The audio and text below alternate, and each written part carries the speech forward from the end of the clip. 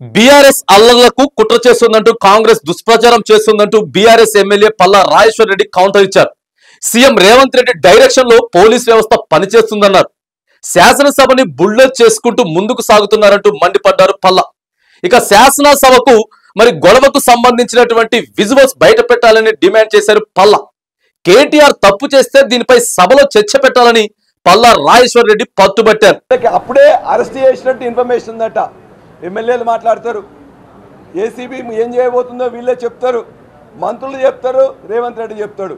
ఒకవేళ రేవంత్ రెడ్డికి అదేవిధంగా మంత్రులకు ఎమ్మెల్యేలకు ఎవరిచ్చిన సమాచారం ఏ విధంగా లోపల జరుగుతుందో తెలుసు.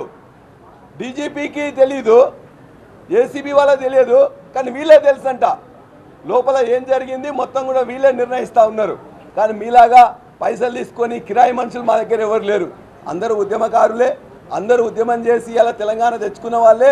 కాబట్టి మీలాంటి ఏదైతే కాంగ్రెస్ వాళ్ళు చేస్తున్న అసత్య ప్రచారాన్ని ఖండించి నాయకులు కార్యకర్తలు బీఆర్ఎస్ వారు అందరూ కూడా నేను విజ్ఞప్తి చేస్తున్నా ఈ వేదికగా.